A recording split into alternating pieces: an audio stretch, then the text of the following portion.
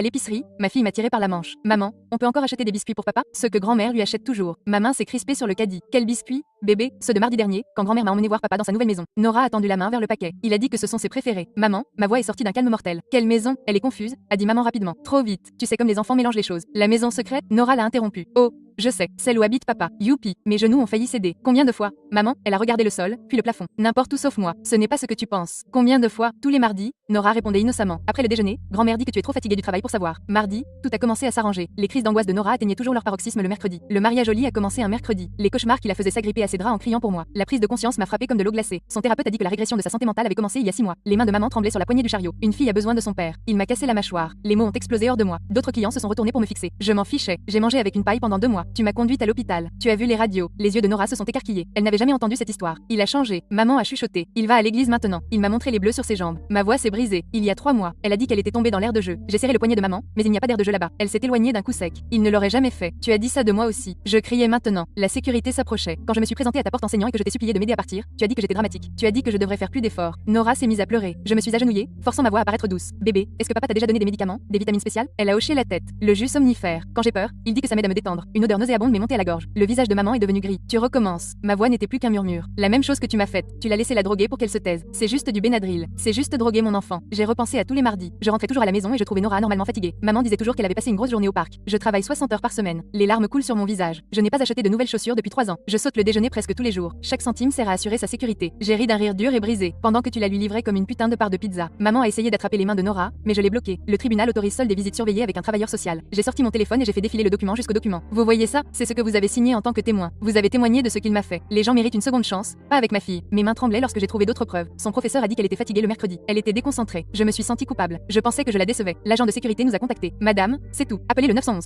Je n'ai pas détourné le regard de ma mère. Dites-leur que c'est une violation de la garde. Un enlèvement, une mise en danger d'enfant. Le visage de maman s'est décomposé. Stéphanie, s'il vous plaît. Je suis votre mère. Vous l'étiez. Les mots sont sortis froids. Final. Nora, vous vous souvenez quand nous avons parlé des secrets dangereux? Ceux qui vous font mal au ventre. Ma fille a hoché la tête, les larmes aux joues. Il est temps de raconter ses secrets. Bébé, tous. Même à propos de la dame qui était là parfois. Nora a chuchoté. Celle qui sent la cigarette. Ma vision est devenue rouge. Quelle dame? L'amie de papa. Elle est méchante. Elle m'a attrapé le bras une fois avec force. Grand-mère m'a dit de ne rien dire. J'ai vu tout le corps de ma mère tressaillir. Elle savait qu'il y avait une autre femme là, sans surveillance avec mon bébé. Grand-mère a dit: tu m'emmènerais si tu l'apprenais. Nora a murmuré le dernier mot. Elle avait appris à ma fille de 6 ans à me mentir. Elle lui avait fait porter ce poids, cette peur. La police est arrivée alors que je composais un autre numéro. Oui, j'ai besoin des services de protection des adultes. Ma mère semble montrer des signes de démence. Elle emmène un enfant dans des situations dangereuses, incapable de comprendre des documents juridiques. Les yeux de maman se sont écarquillés d'horreur lorsqu'elle a réalisé ce que je faisais. J'ai continué calmement. Elle reçoit peut-être de l'argent de mon ex-mari. Exploitation financière d'une personne âgée vulnérable. Alors qu'ils emmenaient ma mère pour l'interroger, elle s'est retournée une fois. J'ai vu sa bouche. S'il vous plaît. Je me suis détournée. Elle pensait que c'était le pire moment de sa vie, mais elle n'avait aucune idée de ce qui allait arriver.